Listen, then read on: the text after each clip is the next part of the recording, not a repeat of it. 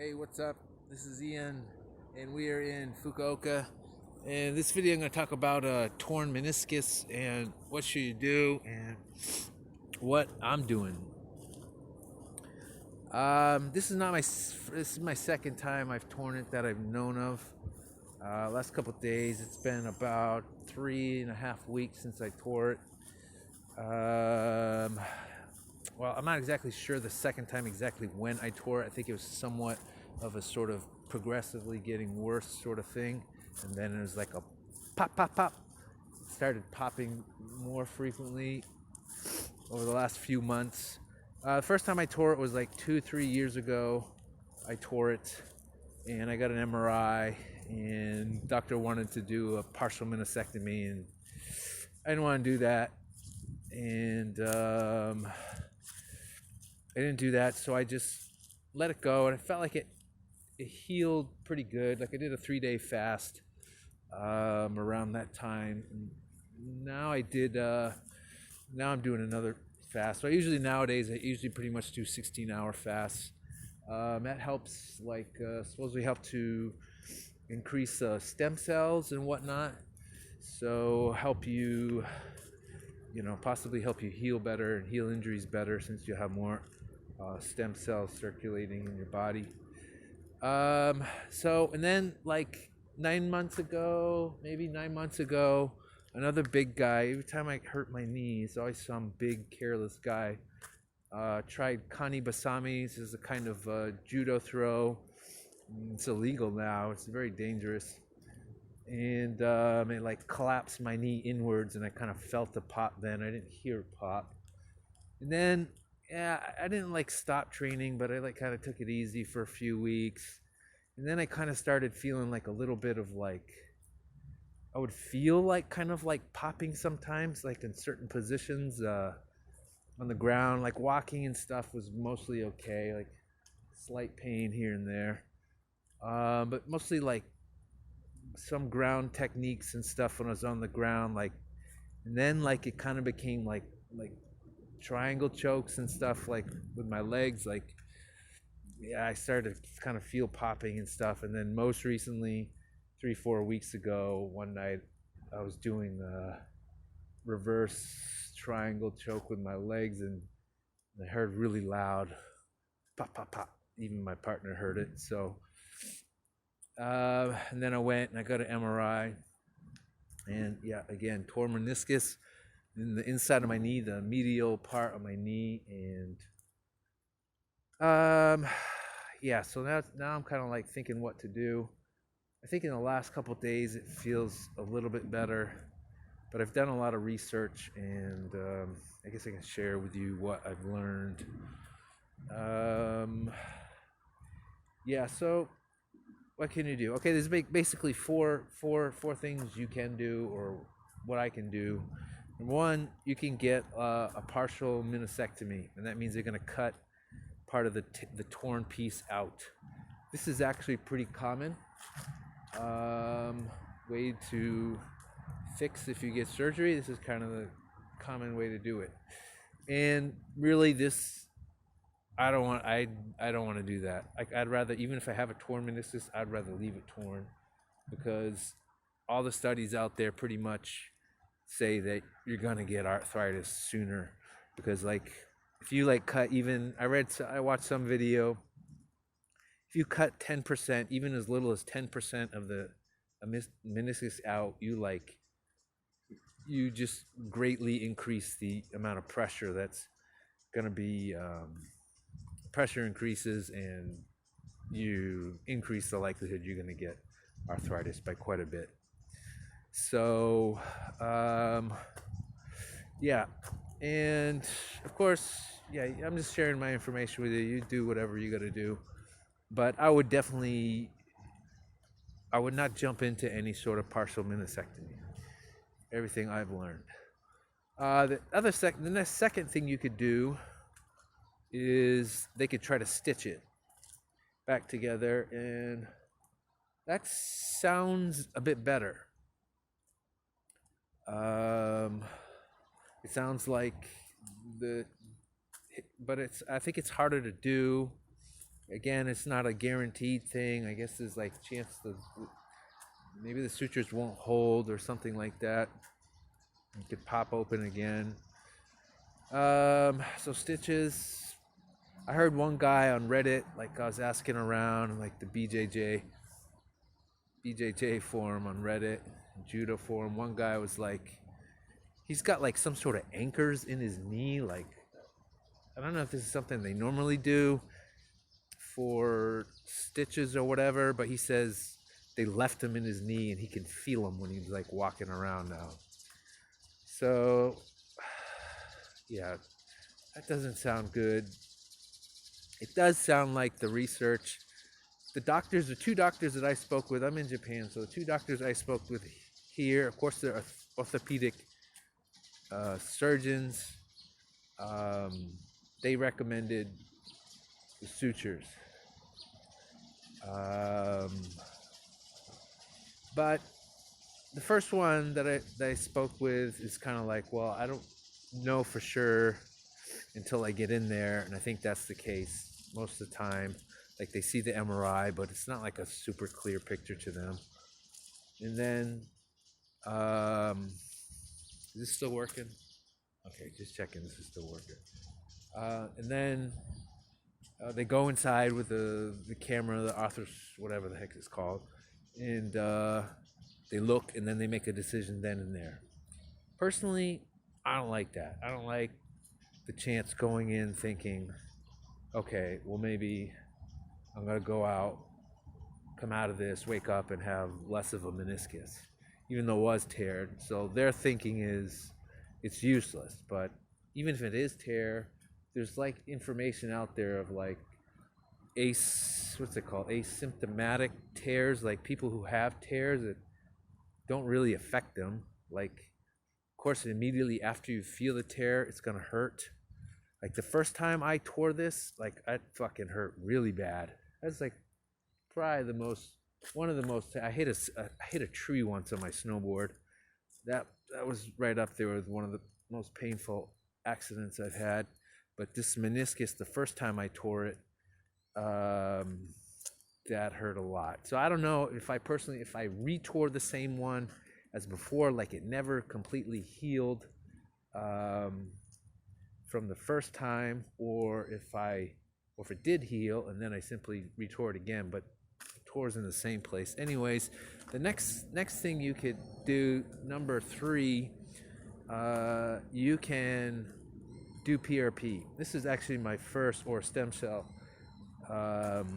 shot. Well, there's also like prolotherapy, but I can't find any place like that here. It's expensive, but it sounds pretty good. Like it sounds like it can help. And this is my first choice of what to do. It's what I want to do right now, but at the same time, like I'm fucking broke and my website's just not working, and I don't have the money. So yeah, I don't know. Maybe I should get a teaching job or something. But yeah, so PRP, there's really no risk to it, really. I guess you could get like an infection or something, but aside from the basic, whoa, almost wiped out. Basic, there's not really any risk to it. They take your blood and they they take all the platelets out of the blood, and then they inject those platelets into like the injured joint. And then it helps. Your blood has like growth factors in it, and because your knee, they say there's no blood in your knee. And so they're gonna say, like, the general consensus is, yeah, if there's certain areas of the meniscus that can heal without surgery, and then there are certain areas that can't heal. So yeah. So your blood, I think it will help. It sounds pretty good from what I've read. Of course, there's all kinds of opinions out there. Some say, it won't work or whatever, but yeah, even the doctors here, I chose the 2 doctors I went to because they also do PRP. Although the orthopedic surgeons, they have they have this sort of treatment, and so that's why I went there, because that's kind of my first thing I'm leaning towards. However, yeah, it's like, what do I do if I don't get a stitch? Then there's like risk to everything. Everything you do or don't do, there's like a risk. So that's what makes it fucking, yeah, I just swore. Just makes it kind of, I don't know, makes you feel a little uneasy. Like, okay, I do nothing. And then the last option, 4, is you do nothing and you wait. And that's kind of what I am doing at the moment. And yeah, like, what am I doing? Like, not too much anything different, but I said, normally I do like a 16-hour fast every day, usually. Anywhere ranging probably from like 14 to 18 hours is my normal day. At the moment, I'm gonna do more than that. Today I'm gonna do 20, 20, I don't know, more than 24 hours. I last ate at Fukuoka Tower. I last ate at about 11 p.m. last night, and maybe tonight at 11 p.m. I might take some spirulina. I might. And then I won't eat anything until tomorrow, until maybe, I'll try to go to 4 o'clock. 2 or between 2 and 4 anyways. So that's something you can do that will help increase the stem cells. So I guess those are your options. Other things I've heard about, working. I try to do, still, like, I can't really use my legs and do like squats and jumps. Although I did try one day, but I think I just irritated my stuff, so I said, I'm not gonna do that. But you can, there's growth hormone. Like, a normal way to get growth hormone, like, circulating in your body, is to work out. So if you can't do your legs, you can do your upper body. So what I've been doing is a lot of pull-ups lately. Even this last competition I did, I got really beat up, and I hurt my shoulder, which is still like 6 weeks later, still, it's like tore my rotator cuff like 20 years ago, more than 20 years ago, like 23 years ago, and then I fell. I did bad. It was my fault why I hurt my shoulder in that competition, because I tried to stop the fall with my arm, which is pretty stupid, but the reason why I did it because there's an arm bar right there, and if I fell I would have missed the arm bar, so whatever. Anyway, so growth hormone, like, you can, there's some studies out there. I was reading about Kareem Abdul-Jabbar, like, famous old basketball player, and apparently, there's some information out there that growth hormone can, like, directly injecting it into the joint can help.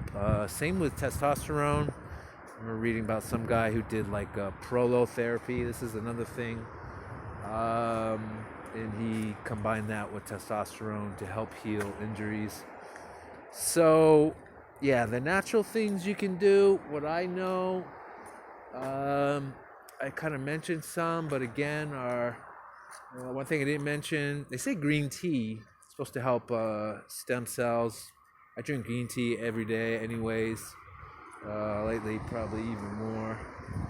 And spirulina is supposed to also have some, I don't know, something affect your stem cells or whatnot. And what else? Fasting and like intense workout. So you can't do your legs, but you can do your upper body. So you can lift weights, and that's gonna help. Now, I'm not sure if that's stem cells. That might just be growth hormones. So natural growth hormones. So those are some things you can do to help heal your injury naturally. I don't really know what else to say. I feel better. I'm not sure what to do. I definitely don't want to go back, do any nawaza or judo techniques anytime soon, because even though like the school where I go, they're like, oh, you got another competition, and I'm like, dude, my knee is messed up, man. And you re-injure it. This is the thing, like, I probably never let it heal enough when I heard it 9 months ago. It might not have been in 100% healed to begin with, because they said 3 years ago I heard it the first time and tore it. So it wasn't probably 100%. I felt like at the time it healed about 90%, like wouldn't bother me with anything except when it got like put in that position, like it hyperextended was how I heard it originally. So if anybody ever kind of like, I don't know, like my knee ever like bent back towards that area like it did, like hyperextend, it wouldn't like that. But other than that, like walking and stuff felt okay. I don't know. Yeah, just got to do your research. My advice, I would definitely try to stay away from partial meniscectomy. Would not do that. So find a doctor. I mean, yeah, like I said, like there's a lot of different viewpoints out there. So you got to kind of like, it'd be nice if there's like this sort of one sort of overviewing that considered all the different things you can do, and you can kind of get the viewpoint from them. But I guess that's got to be you. You got to be the one that does that. So yeah, do your research and got the money. Like I would recommend stem cell or PRP. I haven't done it yet, but that's what I want to do. I want to do that actually with my other knee too, and I would do it with my shoulder as well. But yeah, I gotta get some money so I can do this shit. Anyways, I probably don't have anything left to say here. Hope you have a good one and enjoy and heal your knee if you hurt your knee. Bye bye.